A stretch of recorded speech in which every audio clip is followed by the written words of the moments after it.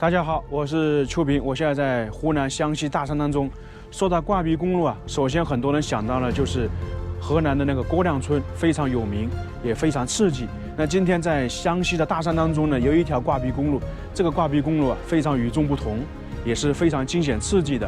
通过刚刚航拍的画面当中，还能发现呢，这里不光是挂壁公路，还有呢山路18弯，经常小时候唱的就是这个嘛。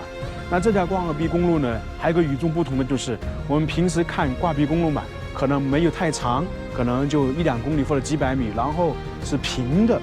而这个挂壁公路呢，大概是5、6公里是这样上坡上去的，也就是海拔一直在增加，所以非常惊险刺激。也就是说，很多女司机啊，可能不敢走这样的路。为什么？它这个地方呢，旁边就是悬崖，然后呢，基本上路中间是没有会车的，因为宽度大概就是3米左右，刚好过一辆车。我们就来体验一下这个神奇的挂壁公路。为什么会修建挂壁公路呢？通俗一点呢，就是以前这里没有道路啊，村民进出不方便，所以呢才发大功夫修了这样一条挂壁公路。那这个公路的尽头里面是有个寨子的，就是以前我们说的苗寨。那么大家都知道，挂壁公路呢一般修建的话都是在石山悬崖上面开凿的，那这里也不例外。大家看到没有？这些都是很高的悬崖大山，因为湘西也好，湖北恩施也好，贵州也好，都是有很多大山的。所以其实，在贵州、云南、四川，还有湘西恩施这边有很多挂壁公路的。我是一路开车进来的，弯道很多。因为这个寨子呢，没有修建这个公路之前，基本上是与世隔绝的。在湘西当中，其实有很多苗寨是在深山里面的。我们看的一些苗寨，那么通公路呢都比较晚，有些可能10年前，有些是5年前。那这个地方呢，在以前也是没有公路的。这个挂壁公路叫做18弯挂壁公路，顾名思义呢，在这个路的尽头有一个苗寨，就叫做18弯村。那么这个地方之所以闻名呢，就是因为这条路。山上的路啊，大弯18个，小弯99，所以呢也叫做山路18弯。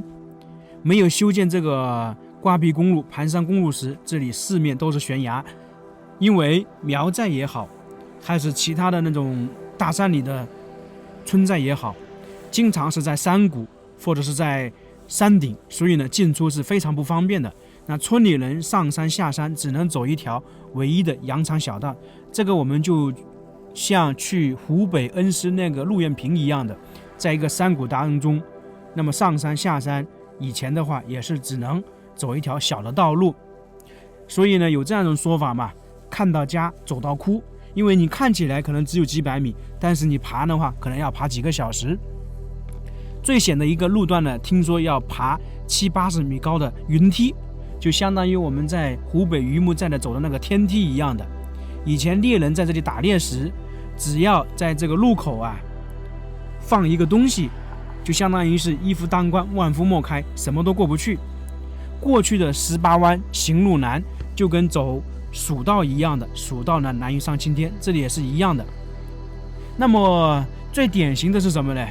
就是说一个村民假如说养了一头猪，养好了要卖，那么必须在寨子里面找6个人把这个猪一路扛出去，因为路猪是没法走的，包括牛也是一样的。听说村里的村民啊不敢买牛回家耕地，因为牛到不了山寨顶部，没法走，所以能够想象这个地方的艰险。我们现在已经在这个洞口旁边了，大家可以看到宽度的话就大概是3米左右，所以在这里会车肯定是不行的。你走到这些地方啊，一定要打喇叭提醒呢有车来了，要不然你在里面会车的话，那必须要倒退，不是你倒退就是我倒退。现在去里面看一下，进去看看，里面也很潮湿啊。在这种山区的话，水是很多的，然后又刚下完雨，里面有很大的回音。那么这个地方就是当时当地的村民把它挖出来的，看到没有？这种石头都是一层一层的，相当于石林一样的，大自然经过上千年这些石头沉淀下来的。这里呢还有很明显的开凿的痕迹、磨损的痕迹。大家不要小看这个地方哦，我估计这个隧道啊，可能都搞了1、2年。明显的看得出来，一直在上坡。整个这个挂壁公路啊，都是属于一个上坡的阶段，非常了不起。大家见过这样的场景没有？而且这个挂壁公路里面还有转弯，太震撼了！老百姓的智慧确实厉害。我们现在看这个都这么惊险刺激，那时候没有修建这个道路的时候，当地村民进出的话是极度不方便的。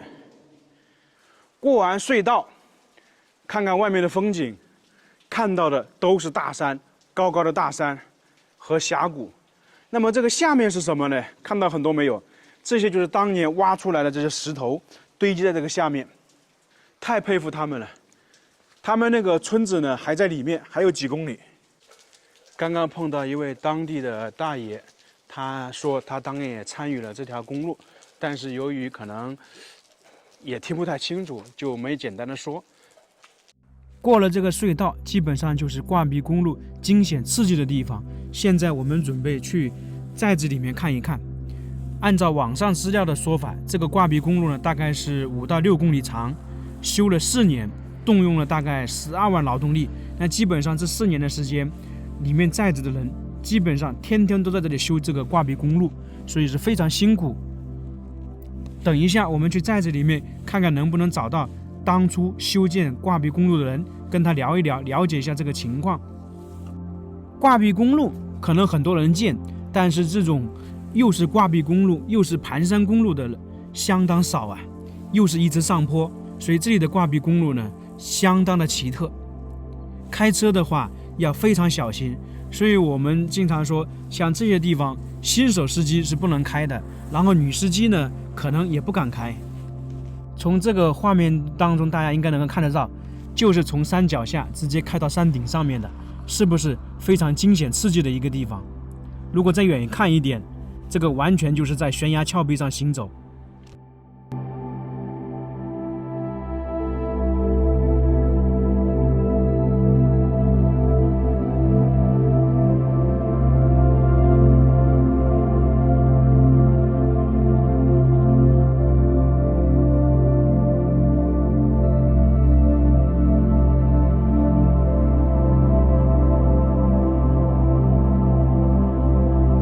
刚刚我们在航拍当中看到山路18弯是什么感觉？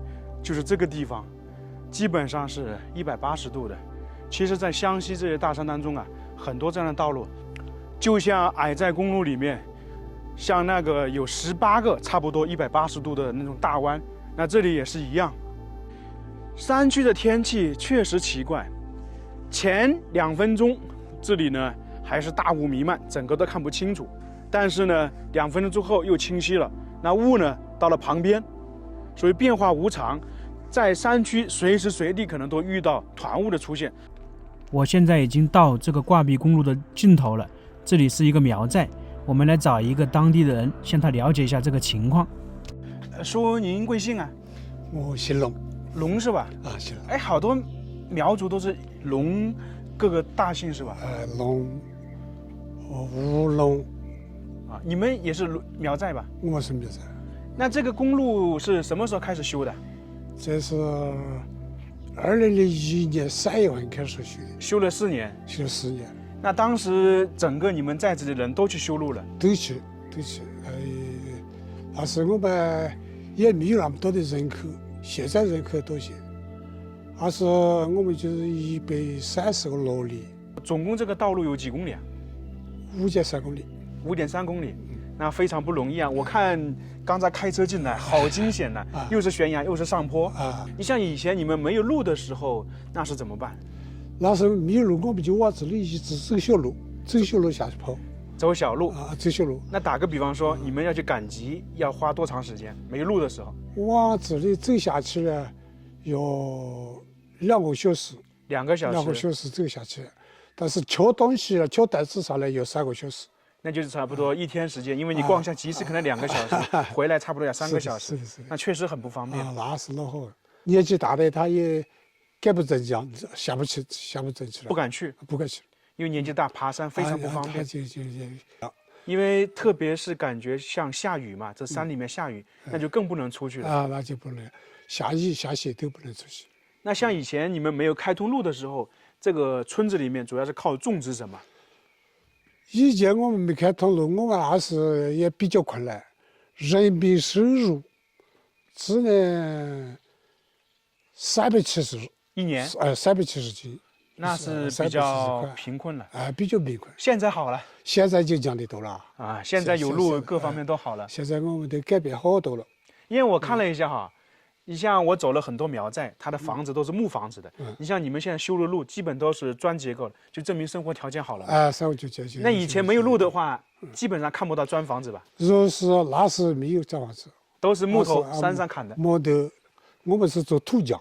哦，土墙和土匠也是自己在这里打造的。啊，自己做的。那确实就是不容易。若是我们这个路修不在的话呢，我们现在可能这个村都要搬下去，好多人都要搬下去，年轻人都不肯回来。是因为你没有路的话，做什么都不方便，哎特别是对年轻人，他不可能花3个时间爬山来哎，进来。对对，像你们当时修这个路，是不是自己带饭？带米、带饭、带菜，都是在下面现场嘱咐的都晓得车的。啊。你像现在会经常出去赶集吗？自己骑车还是坐车出去？坐车，现在都没走了。在我们把路修通了，你看好多人来玩耍，啊，对，天天有人来，星期日、星期天啊，每天都是有好多客。刚刚简单跟这位爷爷聊了一下，他向我讲述了修建这个挂壁公路的历史。其实听他的描述也能知道，修建这条挂壁公路的不容易。基本上整个寨子的劳动力，当时4年时间都在修这个挂壁公路，算起来的话，劳动力的话有12万次，非常的不容易啊。像这个挂壁公路最窄的地方可能还不到3米，所以非常佩服他们了。现在也算是一个网红打卡的地点了。